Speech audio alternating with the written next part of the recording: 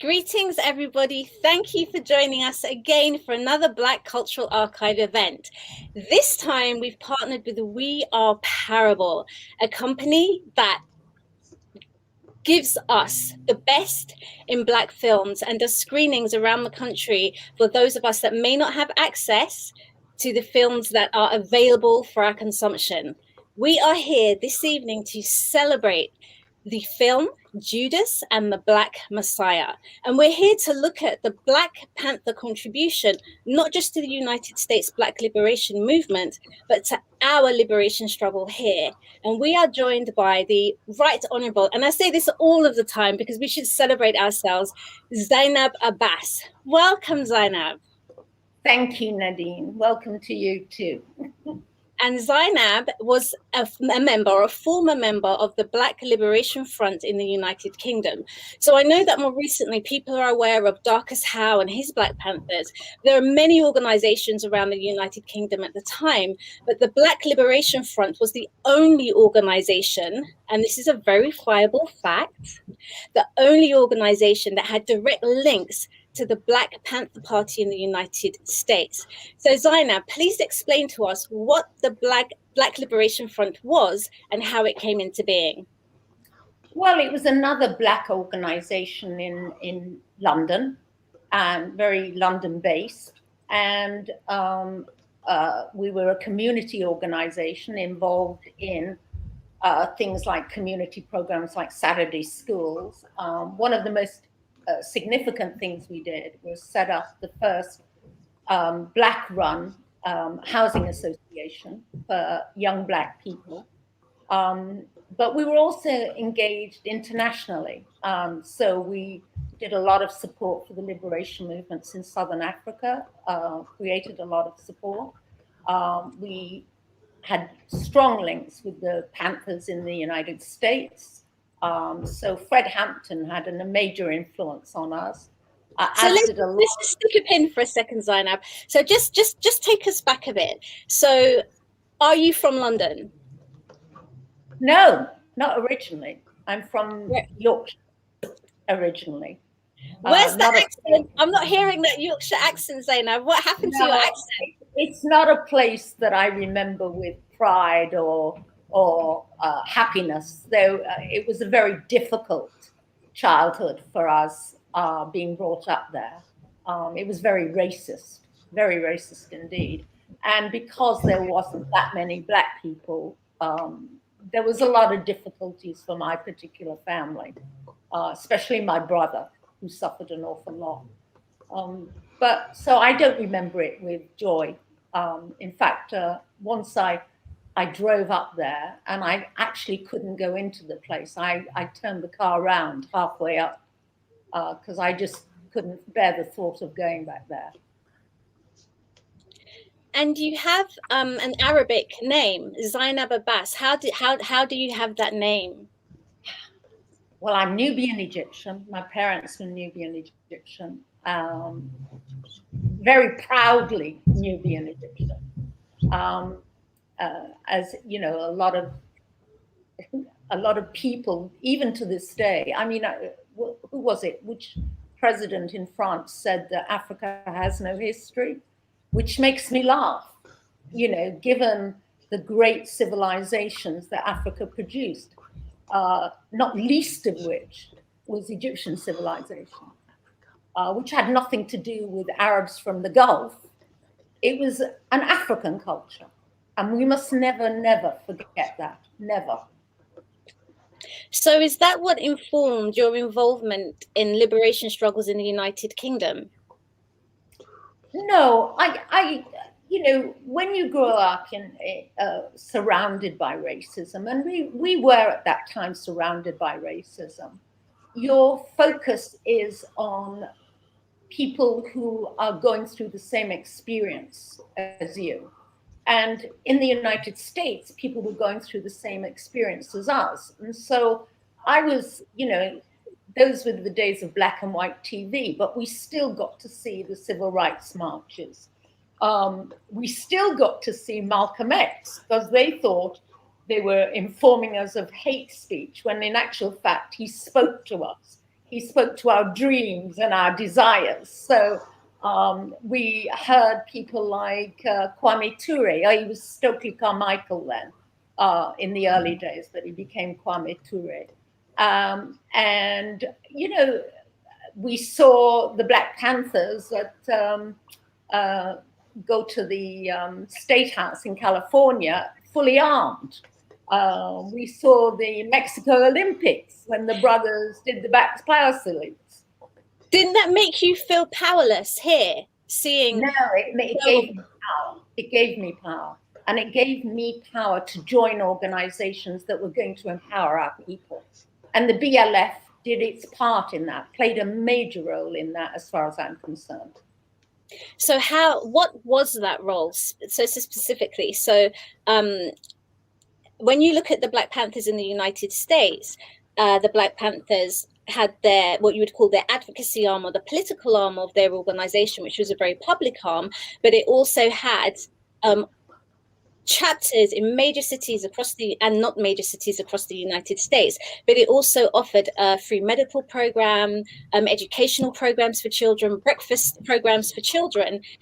How were you able to replicate, if at all, any of those kind of residual programs that benefit Black British children?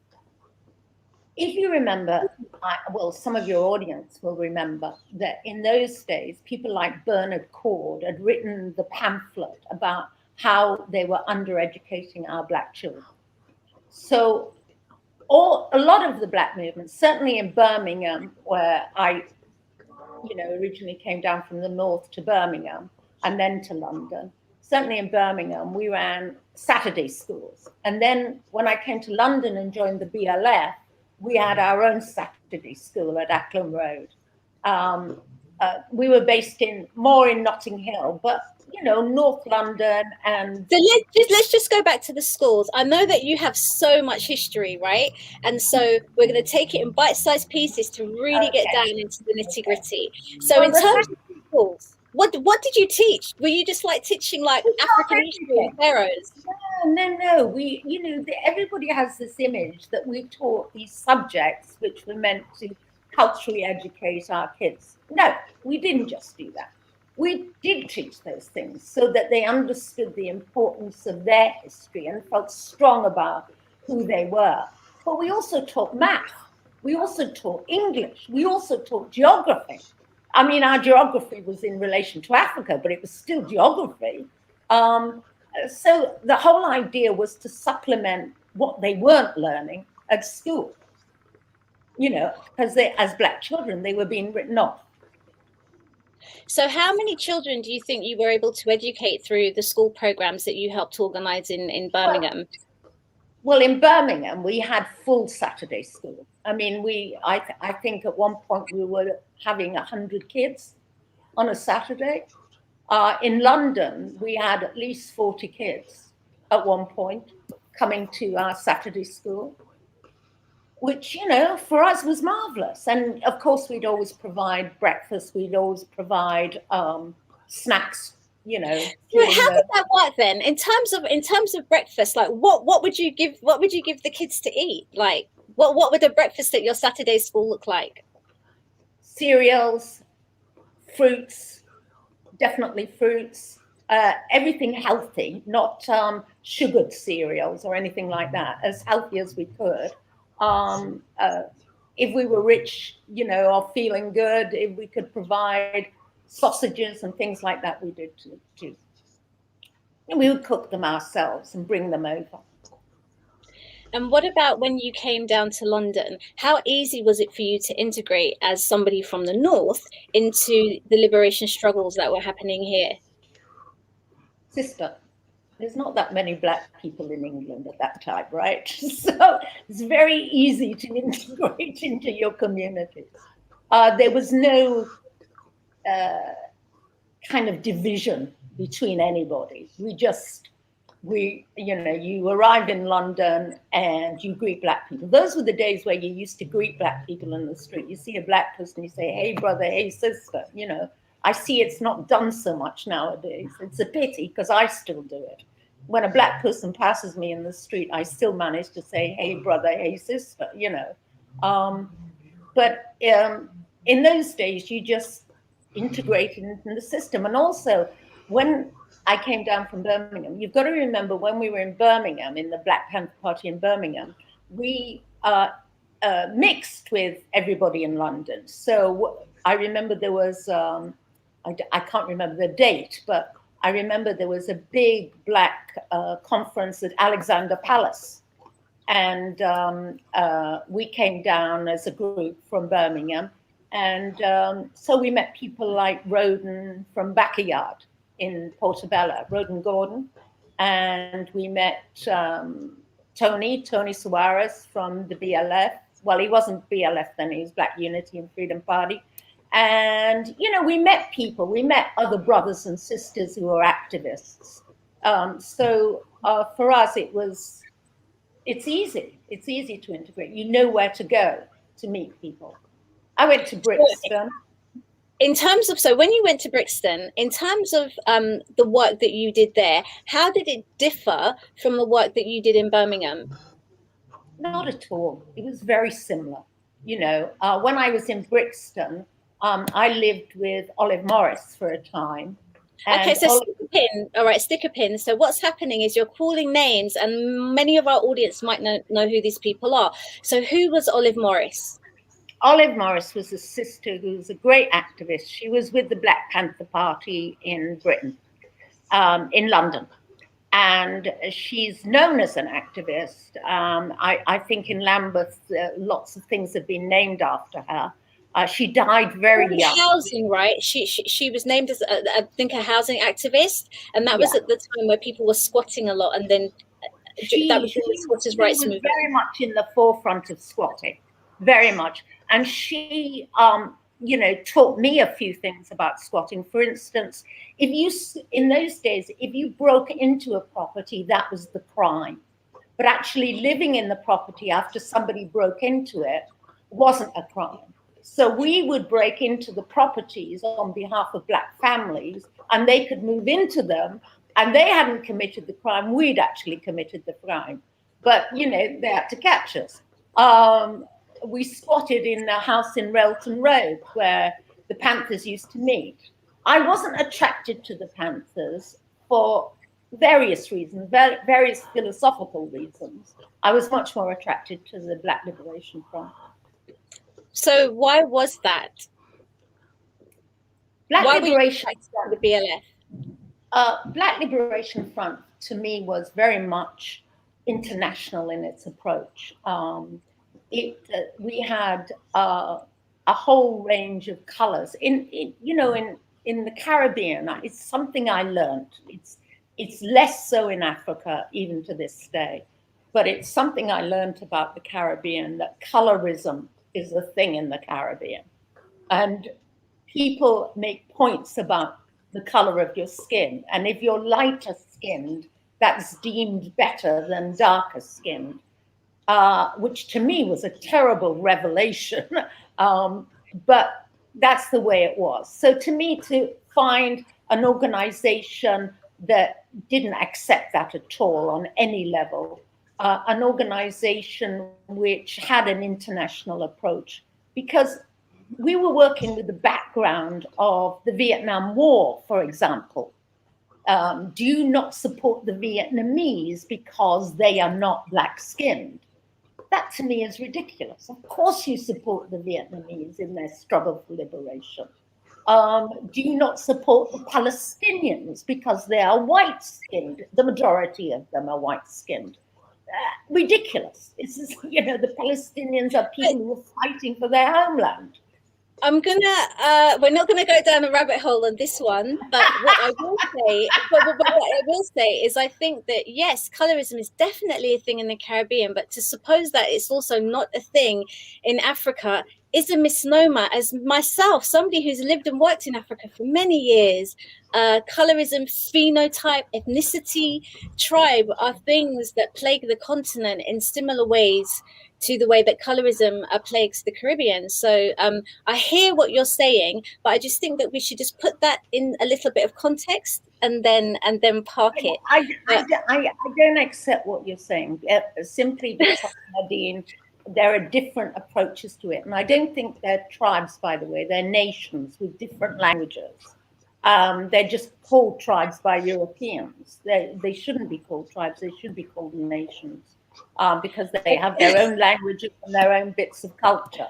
So, all right, so Zainab, we're not going to. This is a rabbit hole. We're not going to go down this rabbit hole. Okay, okay. we can discuss this at a later date. So I understand in terms of your desire for looking at the struggle in terms of an intersectional struggle, right? And looking at it as a global struggle because each oppression builds on the other. So I completely understand that. So within your role within the BLF, so we will get to the international stuff, but within your role within the BLF, I understand that you guys printed a newspaper for like 6 or 7 years. And it's not the same as printing a newspaper now, because printing a newspaper now, you can just do it in some app on a Word document in your computer, and then in like an hour or two, then you're good to go. So explain how the typeface went when you had to, first of all, what was the name of your newspaper, and explain what typesetting is. Well, the newspaper is Grassroots, okay, and the lack of technology in those days will actually surprise a lot of the people that your audience. We didn't have technology. You know, I think I mentioned to someone that making a phone call to America or to Africa, you'd have to virtually mortgage your house. You know, it was that expensive. There were no such things as printing presses that we could afford. So we would actually do the block typeface, which is letters that are put together to block typeface in the beginning. Later on, it got better, and we had the ability to work with some a printing organization, but that was only towards the end. But that's why initially we could only produce Grassroots monthly. It was later on when we had a bit more technology that we could produce special editions. Say, for instance, when Ansel and I interviewed the Cleavers in Paris, you know, we could produce a special edition. You know, when we talk about, say, the liberation. Where did your funding come from? So you were involved with schools, you were involved in feeding children, you were involved, you had to have had books and pencils for the kids, you were squatting in occupied territories, other people's homes or businesses. Who was funding these insurrections?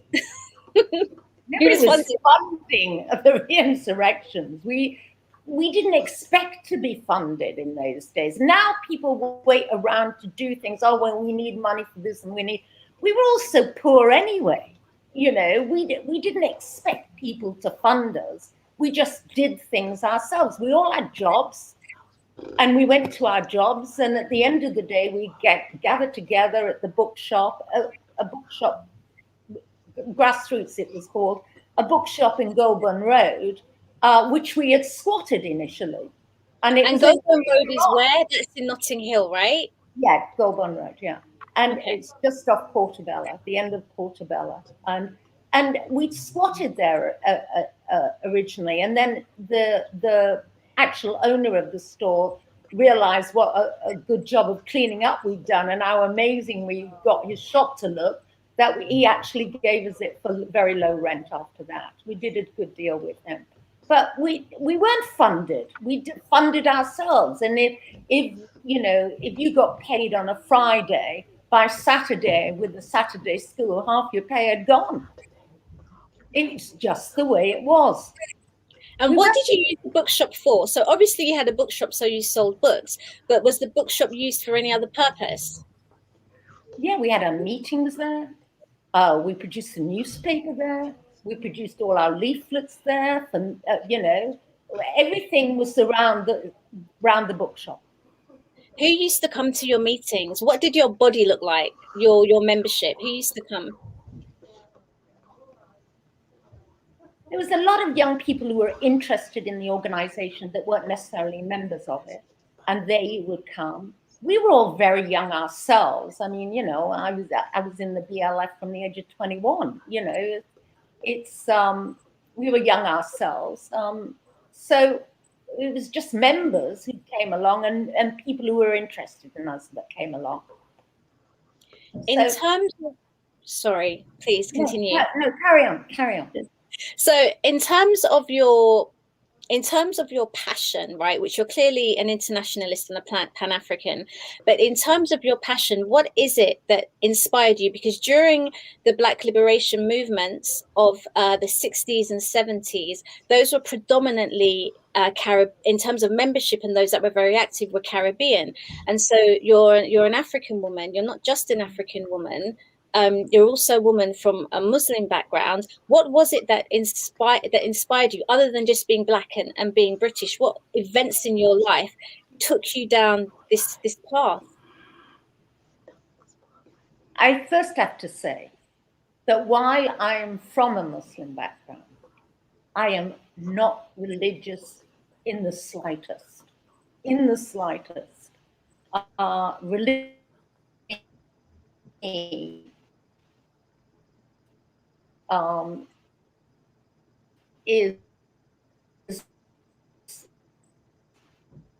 the thing that divides us. It's a thing that divides people rather than supports people. We've lost you a little bit, Zainab. I'm not sure if you can hear me. So I think we're just going to have to wait for you to come back in. In the meantime, whilst we're waiting for Zainab to come back, I can see in the comments that some of you are asking about, has anyone seen Judas and the Black Messiah? I have, and it's a great film. I first learned about Fred Hampton when I watched a documentary called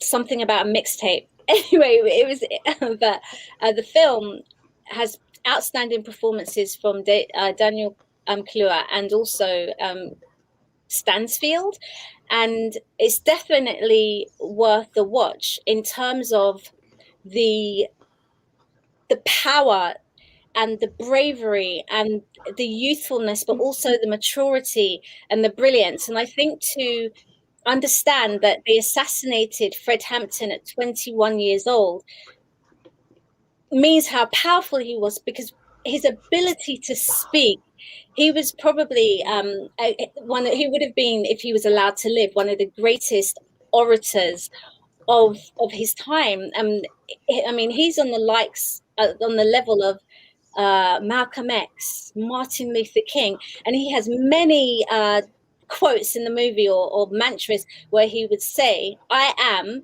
a revolutionary." And every morning I wake up now, I'm like, oh, it was so cool. I am a revolutionary.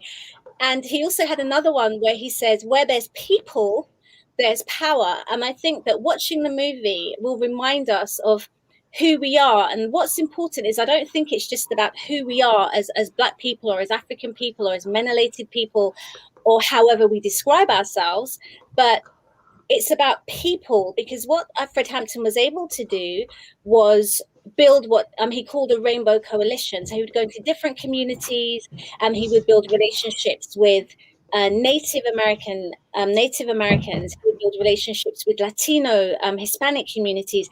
He would build relationships with poor white people, not just people from the community that he came from, but Allopations, other whites, poor whites that were moving to Chicago, just like other poor Blacks from the South were moving to Chicago. And he was the first person, I think, so somebody quote me if I'm wrong, in American history, particularly at his age, to build a coalition of people that would have, you could argue, would have been disparate or separated because of their racial classifications, and he was able to allow them to focus on their social and economic disadvantage, their political disadvantage, and put all of that aside and come together as one kind of glorious whole. And I think that when you look at the legacy of Martin Luther King Jr. and you look at the legacy of Malcolm X, you'll see that these men were also assassinated when their understanding of the struggle was removed from a very, and this is my opinion, a very narrow kind of race-based classification. When Malcolm X had decided that he was what you call a traditional Muslim as opposed to a nation of Islam Muslim, which is a particular interpretation of Islam, when he was looking at the world more broadly and realized that he was praying with other people that were Muslims, that were white, just like the people back in America, but were clean hearts and were good people, his narrative became less race-based, and he began to look at how the societal structures impacted the United States and the conditions of Black people. And if you look at the history of Martin Luther King Jr. as well, when he was looking at labor movements and looking at how the structures were impacting Black people, not just Black people, but white people and everybody else that occupies lower levels of the social stratum, his politics changed. He removed himself from the narrow kind of a Black focus. And I'm not saying that focusing on Black issues is narrow. What I'm saying is that what they did was they realized that intersectionality was a thing. And once they did that, they were removed from the equation. Oh, you're back, Zainab. Hey! So yes, somebody, I didn't know what happened. It just went off. No, that's okay. Don't worry. So Zoe Daniels, thank you for correcting me. It's the Black Power mixtape. It's amazing. And that's where I knew about Fred Hampton. So now you're back, Zainab. You can tell us about why you think Fred Hampton is the most amazing, or one of the most amazing Black liberation fighters ever.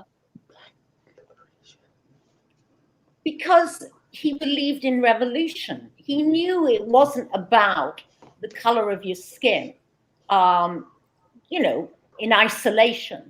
It was also about the system that we've gone off again. Can you all hear me? Just real good. Just keep talking. Hello. We can hear you. We can hear you, Zainab. Hello. Zainab. Hello.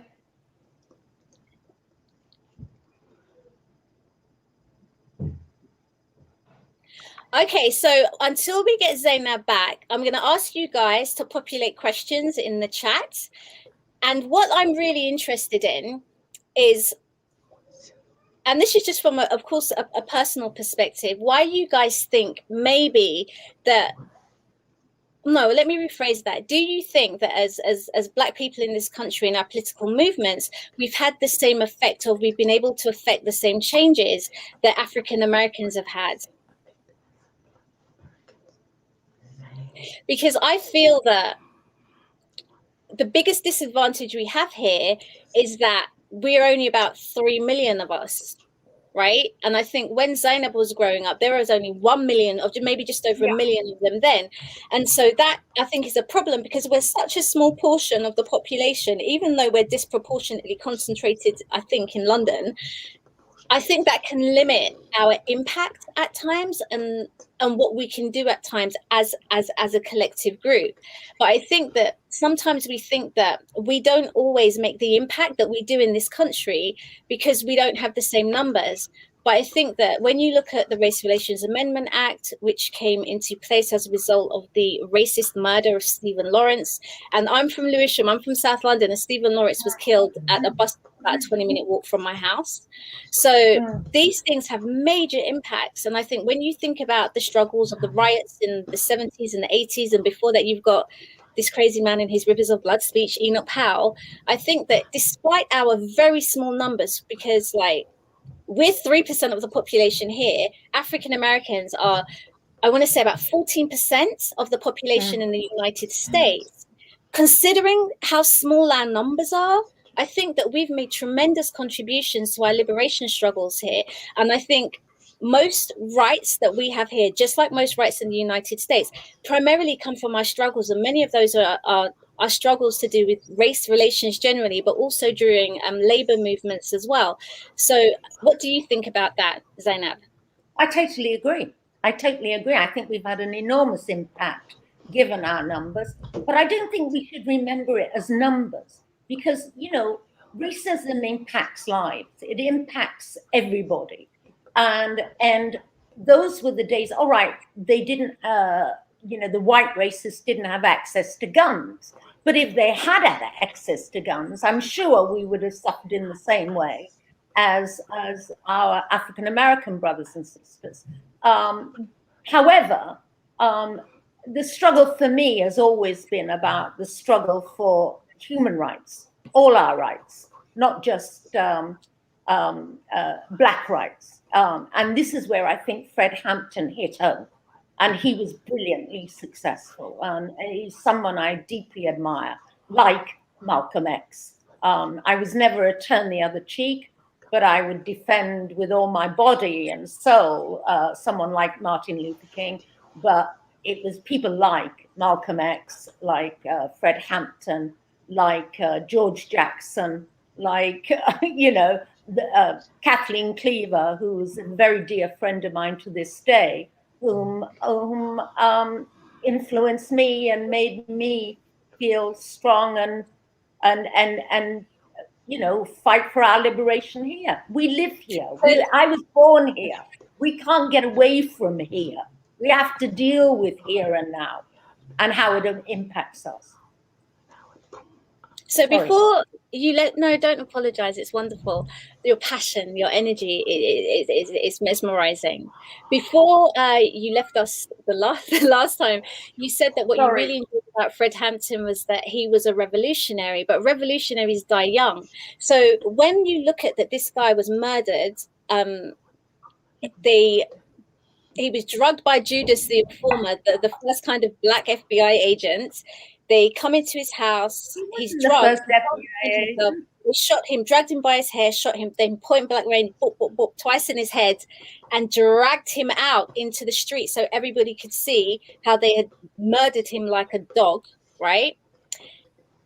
Was it worth it to die? He wasn't able to raise his children. He wasn't able to love his woman, his wife, his girlfriend. Revolutionaries die young. So what? And they're going to make a film about you 50 years later. Without people like Fred Hampton, without people like Amilcar Cabral, without people like Herbert Chitepo, without all our leaders from Africa, the Caribbean, African Americans, without all of them, our lives would not be as they are today. We owe our lives to these people. So their sacrifice was great. I would have done anything for it not to have been that sacrifice, but they knew it was coming. Fred Hampton knew it was coming. George Jackson knew he was going to die. Malcolm X knew he was going to die. Everybody knew it was coming. Amilcar Cabral knew he was going to die. I'm trying to remember all the names. Steve Biko. Steve Biko was thrown out the top of a security forces building in South Africa. Everybody knew they were going to die, but it was a sacrifice they were prepared to make. And when we were young, these were sacrifices we were prepared to make. If they were going to get us, they were going to get us. It wasn't a question of who said what and when they said it. It was, if they choose you, they're coming for you. And that's it. There's nothing you can do to hide. Where do you hide? They tap your phones. They use... I have evidence of them tapping my phone about 10 years ago. 10 years ago. So, we know they tap our phones, but what can we do? Can we change who we are or what we are? I don't want to change who I am. I don't want to change what I am. I believe that we have to fight for justice for all peoples around the globe. Sadly, it's not all peoples who are suffering equally, but that's our fight. That's our fight, to fight for justice. And you spoke about Kathleen Cleaver. Now, Kathleen Cleaver was married to Eldridge Cleaver. Yeah. And I think they met when she was at Fisk University, and that's a historically black school and college in the United States.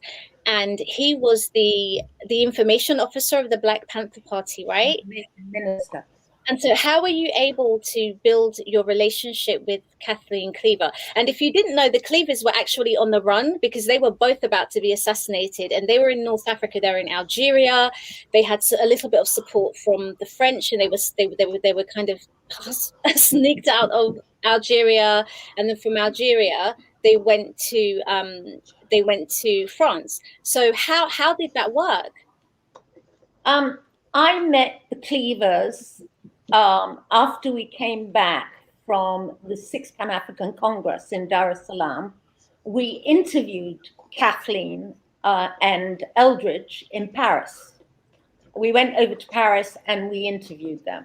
And the reason I developed a lasting friendship with Kathleen is that, you know, Eldridge was an icon. And he was treated that way. He was treated as an icon. But I was raised by a strong Black woman. I was raised that, and I was raised that nobody is better than you, and no man is your keeper or someone that you have to respect unless he deserves that respect. And Eldridge came up with a theory which I called spermatosa as my interview, because he said that women using contraceptives were actually committing mass murder by killing off the sperm and therefore, preventing reproduction. And okay, why are you sharing this, Zainab? Why are you sharing this? Because now this is a rabbit hole. This is a rabbit hole, Zainab. No, it's wonderful. It's wonderful. And I just thought it was hysterically funny. I just couldn't handle it. As I said, I'm a strong woman raised by a strong Black woman. And this was just too hysterical for me. So I went into belly laughter, laughter that comes from down there, way down in your tummy, and just comes up. And I just couldn't stop. And Eldridge, of course, was not used to this. He was used to being admired by Black women in particular that were coming to see him. And Kathleen joined in with me. So from that moment on, having both upset Eldridge, we became firm friends. And we've been ever since. And when my daughter was, born in 1977, and then ended up at Columbia doing her master's in New York, Kathleen came to her graduation. So it was really good that, it followed on. It followed on. So that's just the story of my relationship with Kathleen. And I thank you for sharing that, because I think it's really powerful, because that's a relationship that's what, 5 decades? Yeah, 5 decades. And it's wonderful to bear witness in many regards to that kind of sisterhood. But I wanted to also highlight again, within the context of Britain and the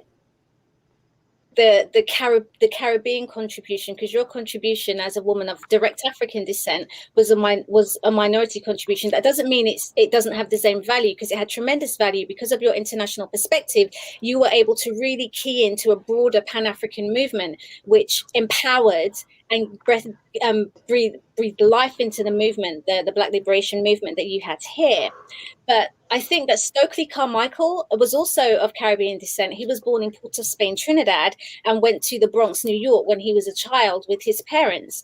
And also Gil Scott-Heron, who was he part of the Black Panthers? He was also of Jamaican descent. But he came to Britain, right? Gil Scott-Heron. And if you don't know, Gil Scott-Heron is the guy that when you hear the phrase, the revolution will not be televised, that is Gil Scott-Heron. Okay, so tell me what happened when he came to England. Well, Gil came to us via the New York Panthers. He came to the BLF via the New York Panthers, and he just wanted Black people to attend his concerts in the UK. And I just laid it out to him straight. I said, Gil, your concerts are expensive. Black people here earn this amount, roughly, per week. So you're asking them to put half of their week's salary into going to one of your concerts. when they could spend much less on buying one of your records. And as soon as he heard that, he gave the BLF a pile of tickets, and we just distributed them around. So lots of black faces were at his concerts, and he was really pleased about that. But Gil maintained a relationship with the New York Panthers. You know the rapper Tupac. Have you heard of the rapper Tupac? Well, Tupac. Well, you see, this was beyond me, but my son was a great fan of Tupac. Tupac's parents were New York Panthers, and Gil became the godfather of Tupac when he was born, and that's how Gil came to us, through the New York Panthers. Tupac's parents. So that I didn't know that, so that's really interesting. Thank you for sharing that. I'd like to ask you, and this is coming off some of the comments in the chat as well, is that when you told the story about the semen and the contraceptives, my heart was jumping out of my chest through my mouth. And it speaks to particular attitudes, I think, at the time. And in the documentary, The Black Power Mixtape, it's the first time I think it was documented that there was a level of violence and perhaps sexual abuse. So I'm not asking you to speak to that, but I'm asking you, what is it like at that time as a Black woman in a Black Power movement that still had patriarchal structures where women, I think, were expected to be maybe contribute privately, but not so much publicly. So was that your experience? I honestly not. I've got to say this. At no time in any of the movements I've been a part of in Birmingham or London, the BLF in London, was I ever asked to take a back seat. Never, never, quite the reverse. As you can see, we had 3 members of the BLF go to the 6th Pan-African Congress in Dar es Salaam. 2 were women, myself and Gerlin Bean. There was one man, one brother, Ansel, who went with us. I was asked to go and interview the Cleavers in Paris, paid for by the BLF. These were not things of a shrinking violet, what we did. I never experienced that disrespect for sisters. I honestly did not experience it. If you think, if anybody experienced that kind of stuff with the brothers, it wasn't me. Maybe I wasn't gorgeous enough or whatever I wasn't. But it's never about being gorgeous. That's about power, madam. All right, power then. Power. And you are gorgeous. I have my own power. As I said, I was raised by a strong Black woman. I've always felt my own power.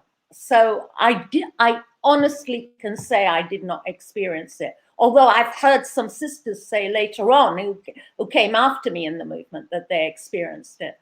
I didn't experience it when I visited brothers in the United States, brothers and sisters in the United States. I've heard stories about people like Stokely, as he was then, Stokely Carmichael, and his behavior towards women. They invariably turned out not to be true. And I have met Stokely, and Stokely became a friend of mine in DC.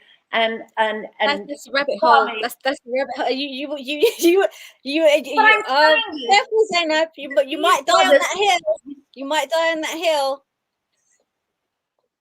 They respected me. I've never felt disrespect from a brother.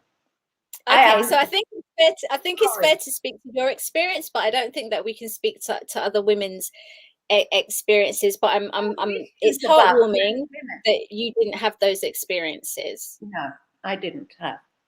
Okay. And I think that this is also coming from some of the questions in the chat as well, is that when you speak, when you say the word Black, you say it proudly and you say it as like a marker and identifier. Do you think that the way in which politically the word Black, or what Black means politically, has eroded any of the liberation movements or the kind of activist equal rights movements in Britain to this day? No, no. I think, I think it's very important for us to understand that we have one history. That we have one. In fact, humanity has one history. They all came from Africa. But going beyond that, as the migration went to the northern countries, going beyond that, we should be proud of what we are. And I've raised my kids to be proud of who they are. I hope they benefited from that. I hope they understand what it means and how great it is to be a Black person and how great our culture is. But it's also important to be a human being and to not see ourselves superior in any way to anybody else, but to, deal with people as people. And if someone is good to you just because they are good to you, whether they're white, black, or yellow, or anything, that's important too. In those days, it was a different ball game. We were dealing with day-to-day racism, and we face day-to-day racism. Now we have, so many interracial marriages and interracial relationships, which didn't happen in the early days. It was very, very rare. But I think the world is changing. I think it's not necessarily for the better, but it is changing. And it's your generation that has to deal with the next wave of the Trumpisms, the extreme right, the rise of the extreme right that we're seeing in Europe and the Americas, and so I don't know whether we've achieved that much, but we did try. You did try, and we thank you for your service. I'd like to ask you now about some of the names that you've been mentioning. I've been making notes throughout the conversation, and I've also been doing a couple of Google searches, and some of the people that you're mentioning, there's no record of them. And that's something that I think we should do, document our own histories. But in the meantime, if you could just please explain to the audience who Marla Dondi is. Marla was a sister in the Panthers, the British, the London Panthers. And Marla was of Indian background, Indian. And she did a lot of amazing work as an individual.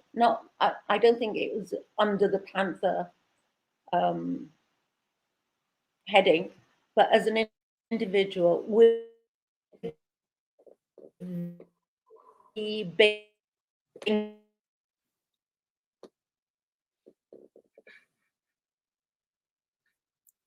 Oh, it looks like we've lost Zainab again. So I'm just going to read through the comments and see what we have.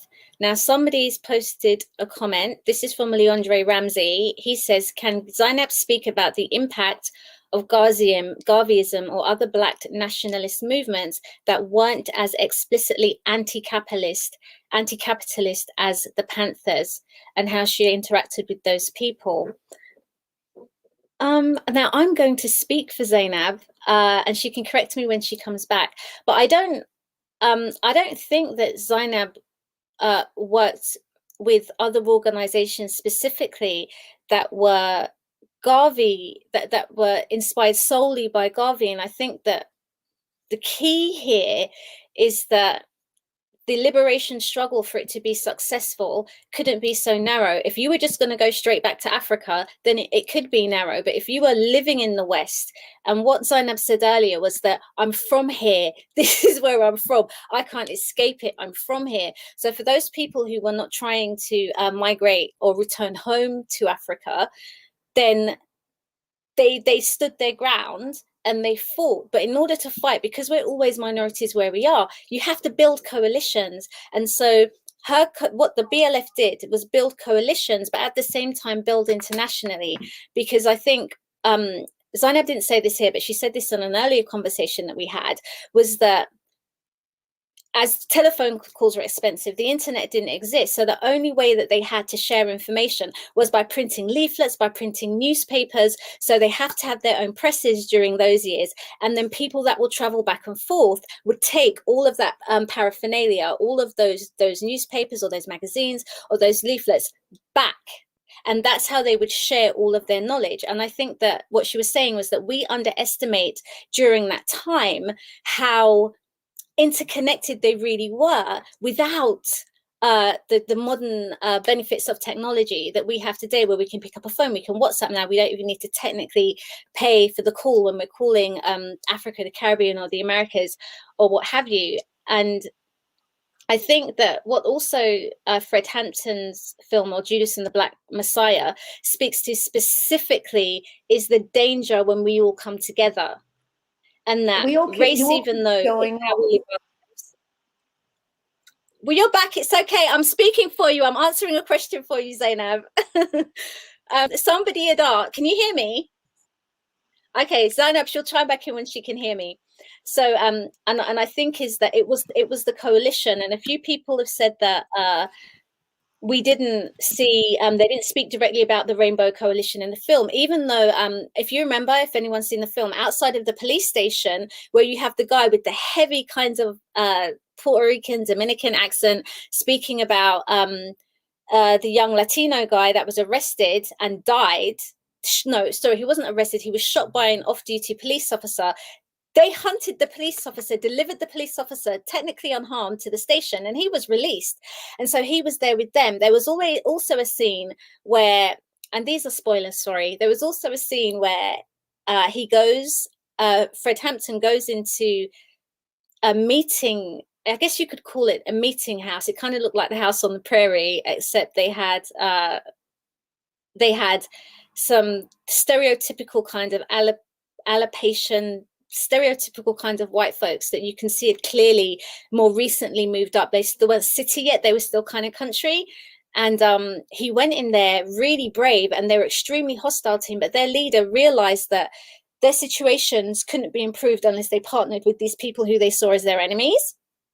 And so I think the themes throughout the film were saying that we need collective action. We need to come together. We need to realize that these are social constructs. And yes, we are disproportionately affected if you're Black, or if you're Black and female, or if you're Black and Black gay, and whatever your intersectionality is. But if we don't have strategic partnerships, then our struggles will remain individual. And I think, as I was saying before, that was the part of the power of Fred Hampton. And when Malcolm X came to that realization, he was taken out of the game. He was taken off the board, as was Martin Luther King. And for me, that was what I got from the movie. And if you guys are in the chat, like, let me know what you got from the movie too. And also, we have a few minutes left, so if you have any specific questions for Zainab or things you'd like to know about her experience, you can put them in the chat too.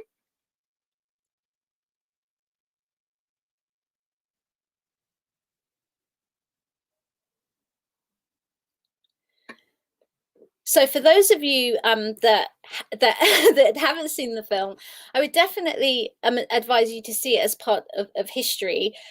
And I think that it's also great to support Daniel as well, who I'm sure you know played Fred Hampton, because his artistry, so if we focus on his artistry now, his voice, I'm not just talking about his accent, but his, you call it his tonality, the way in which he, even though him and Fred Hampton do not look alike, he was able to mimic or become him. It was like he embodied the spirit of Fred Hampton, and the use of his voice, the way he carried himself, it was so impressive. He didn't look like Daniel to me anymore. And I'm speaking like I know him personally, but I really don't.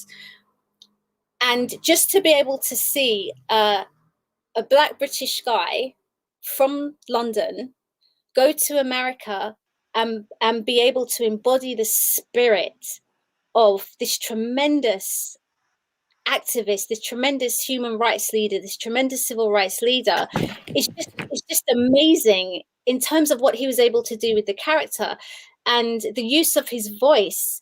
He had to have had some kind of superior voice training, whether it be music training, opera training, or something, because your voice is an instrument, and the way in which he was able to use it, that required a level of training that I don't often see. So I think even if it's just to support homegrown talent, even if you may not feel that the story is relevant to you at all, just to be able to see that it's Black excellence, you know. And I think in a broader context, it also speaks to what can happen when you have more opportunities. You've got lots of Black actors that are in Britain that have the skill of Daniel, that are here doing what? Bridgerton now is the most watched series on Amazon. It reached 82 million homes. And England has been making period dramas for as long as I can remember. And I'm sure for years, that's all they're going to do, make period dramas, right? Well, I'll take that back. But it's a major thing. And we were never really placed in those. But you have Shondaland that has come along and plucked Black actors from obscurity, literally, and has made them household names and allowed them to show their absolute talent. And I think that this is another reason why I think Pan-Africanism is important in this context, and why sharing our stories and understanding our stories breeds a cross-cultural fertilization, because it reminds us that we're all the same people. We just have different experiences, and particularly when you're Caribbean, it just depends on whether the ship you were on or your ancestors are on dropped off in the Caribbean, if it went to the Americas, and that includes North America, the United States, and it also includes South America, Brazil, Colombia, Venezuela, all of these other places where we exist as well. And I think once we break down these barriers, this is what films like Fred Hampton shows us. And often when you look at the ancestry of some of the freedom fighters within the United States, they have Caribbean backgrounds too. And so I think seeing the film, when you can understand the film as not just through your own interpretation of who you are, but who you could have been if your circumstances were different, in meaning where your parents might have come from here to from the Caribbean to here, and I'm sure some of you got aunts in Canada and uncles in the United States. It just depends on where you ended up, and I think that's also the beauty in Daniel's role, that he was able to show us that. And I think that his portrayal of Fred Hampton was so impressive. He will always be Fred Hampton. And there are a few shots and videos of Fred Hampton that you can find on YouTube as well. But the way that Daniel says, "I am a revolutionary, I am a revolutionary," I'm just like, yes, yes, I am a revolutionary. So I think it's an amazing film thematically. I know there have been some people that were comparing factual accounts of the story, and they might not have liked stylistically some of the ways in which parts of the story was expressed. But I think that we need to give credit to Judas, because I think the acting skill also that was required to play that role was tremendous. And the character, or not the character, the real person, the real FBI informant, shortly, well, not shortly afterwards, when he was in his 40s, he committed suicide. He actually ran out of his uncle's house. You don't see this in the film, by the way, so this is definitely not a spoiler. He ran out of his uncle's house and ran across the highway and got hit by a car and died. And that was his second suicide attempt. So I think that there were sacrifices all round, you know, and I'm not saying that we should be, I'm not telling you who to feel sorry for, but I just think that the film will inspire, I think, lots of thoughts and lots of discussions. But I think understanding the film perhaps as from a global kind of Pan-African perspective, then I think you can see how the impact of the Black Panthers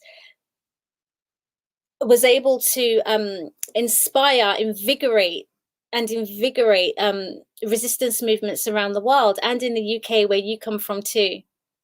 And we're almost out of time. Zainab left again. I'm not sure she'll be back before we leave air. Let me just go through the comments and see if there's anything else we can add.